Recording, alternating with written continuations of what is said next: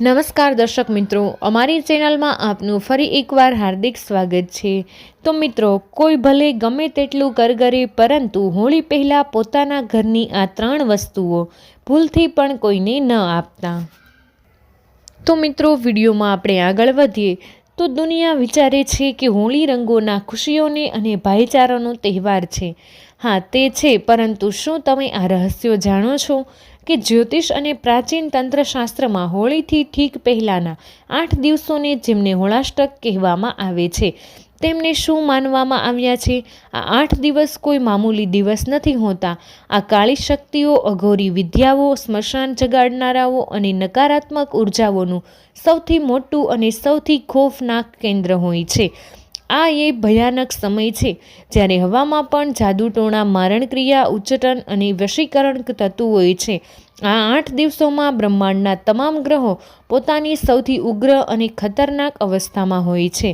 આ ખોફનાક સમય અંતરાલમાં તમે અજાણતા પણ ઇન્સાનિયતના નાતે અથવા કોઈ મીઠી વાતમાં આવી પોતાના ઘરની આ 7 વસ્તુઓ કોઈ બહારની વ્યક્તિને આપી દીધી, તો સમજી લેજો કે તમે તમારા હાથે જ આખા ઘરની, પરિવારની બરબાદીના, મોતના વોરંટ પર સહી કરી દીધી છે।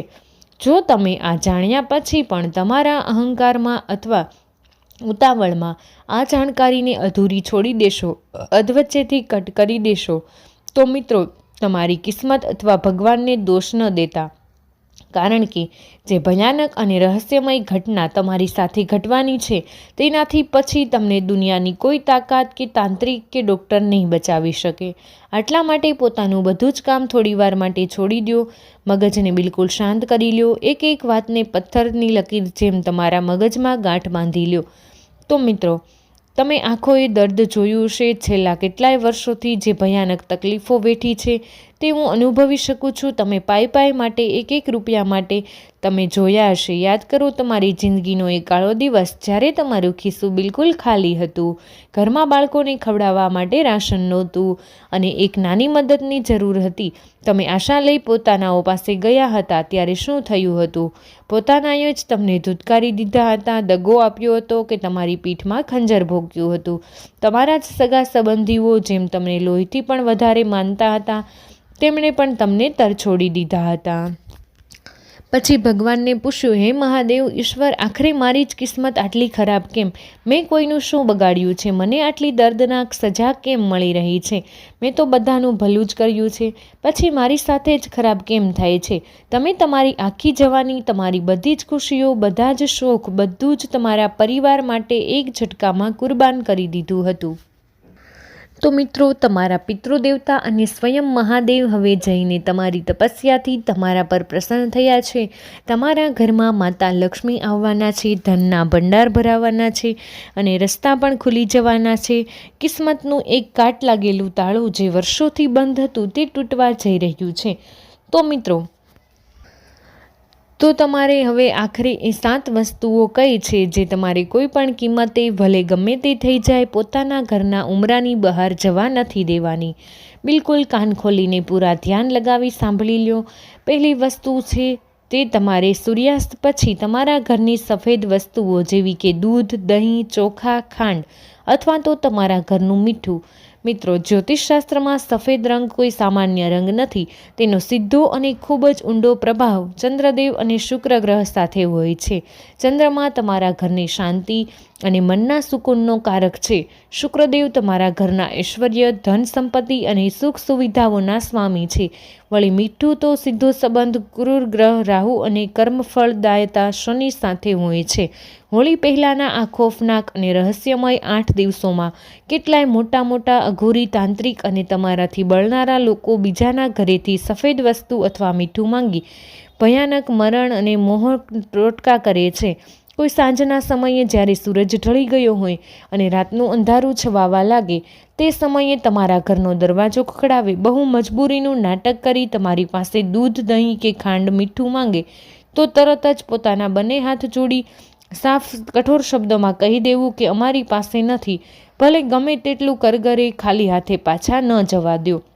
મીઠું શર્મના માર્યા પણ મીઠું કે દૂધ આ સમયે કોઈને આપતા નહીં, કારણ કે મિત્રો, આ તમારા ઘરની બધી જ સકારાત્મક ઉર્જા, ઘરની બરકત, તમારા બાળકોની પ્રગતિ તે જ ક્ષણે તે વ્યક્તિના ઘરે જતી રહેશે.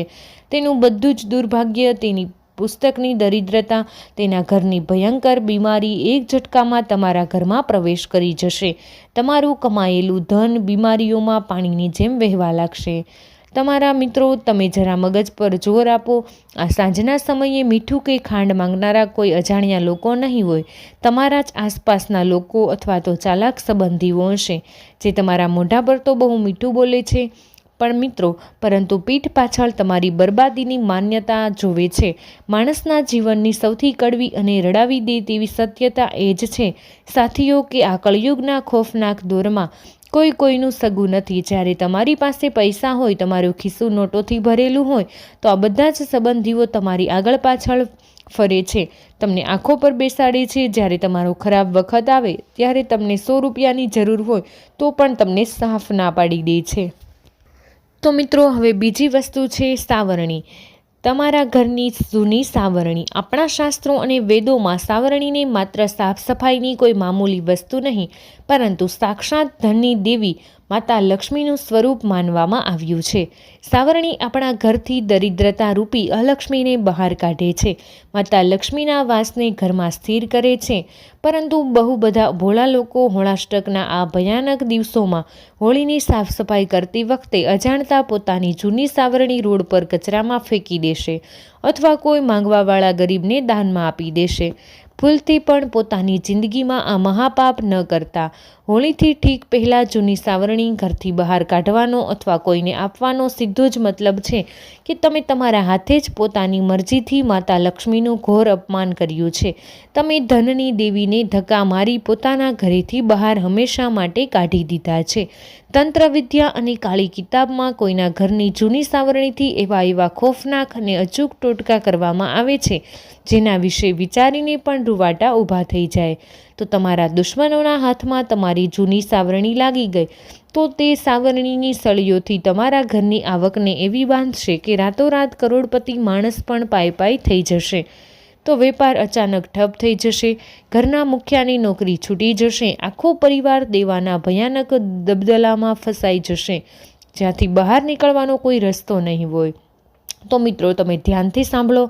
હવે ત્રીજી વસ્તુ છે તમારા પહેરેલા જૂના કપડાં. મહિલાઓના સુહાગની નિશાની છે. સાથીઓ, આપણે બધા જાણીએ છીએ, શાસ્ત્રોમાં દાન કરવાનું બહુ મોટું પુણ્ય માનવામાં આવ્યું છે. પરંતુ યાદ રાખો, સમય અને કાળનું ચક્ર બહુ બળવાન હોય છે. હોળી પહેલાંના આ ખોફનાક હોળાષ્ટકના દિવસોમાં પોતાના અથવા પોતાના બાળકોના પહેરેલા જૂના કપડાનું દાન ભૂલથી પણ કોઈ ગરીબને અથવા માંગવાવાળાને બિલકુલ ન કરવું. ખાસ કરીને ઘરની માતાઓ બહેનોએ પોતાનું વાપરેલું સિંદૂર, પોતાની બિંદી, પોતાની પહેરેલી બંગડી અથવા પોતાના પરસેવેથી ભીંજાયેલો રૂમાલ કોઈ પણ અજાણ્યા અથવા શંકાસ્પદ વ્યક્તિને, પાડોશણને ક્યારેય ન આપવો જોઈએ. વિજ્ઞાન અને તંત્રશાસ્ત્ર આ બંને વાતને માને છે કે તમારા શરીરનો પરસેવો, તમારા શરીરને જે ઓરા ઉર્જા હોય છે, તે કપડાં પર અને વસ્તુઓના રેશામાં વસી જાય છે. તમારા એ છુપાયેલા દુશ્મનો તમારા ઘરે આવતા જતા રહે છે અને તમારા જ કપડાની રાહ જુએ છે. આ દુષ્ટ લોકો તે કપડાને લઈ જઈ તેના પર સ્મશાનની રાખ, ઘુવડના પીછા અથવા લીંબુ લવિંગનો એવા ખોફનાક ઉતારો કરશે કે તમારા હસતા ખેલતા ઘરમાં અચાનકથી કોઈ બહુ મોટી અને અસાધ્ય બીમારી આવી જશે. માણસ ખાટલો પકડી લેશે, તરફડશે. મોટા મોટા ડોક્ટરો, મશીનો પણ આ નહીં પકડી શકે. આખરે શરીરમાં બીમારી શું છે? કોઈ એવી ભયંકર અનહોની થઈ જશે કે બીમારીનો ઈલાજ કરાવતા હોસ્પિટલના લાખોના બિલ ભરતા તમારી જમીનો, તમારા ઘરેણાં બધું જ વેચાઈ જશે. તો મિત્રો, આ બધી બાબતનું તમારે ખૂબ જ ધ્યાન રાખવું પડશે. તો મિત્રો, વિડીયો પસંદ આવ્યો હોય તો વિડીયોને એક લાઇક કરી દેજો. તમારા બધા જ મિત્રો સાથે વિડીયોને શેર કરી અમારી ચેનલને સબસ્ક્રાઈબ કરવાનું ભૂલશો નહીં. કમેન્ટ બોક્સમાં જય મા લક્ષ્મી અવશ્ય લખી દેજો, જેથી કરીને માતા લક્ષ્મીની કૃપા આપના પર અને આપના પરિવાર પર સદાય માટે બની રહે.